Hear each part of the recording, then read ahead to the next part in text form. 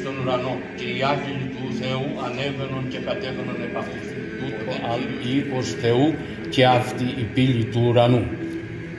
Προφητείας Ιζεκαήλ το ανάγνωσμα και επέστρεψε κατά την οδό της πύλης των Αγίων της εξωτέρας της Λευκούσης κατά ου κατέβηκες σε οδό και μετέσχεις προς τη ζωή, μητήρ υπάρχουσα τη ζωή και τες πρεσβείες τες ελυτρουμένη εκ θανάτου τα στιχάσιμον.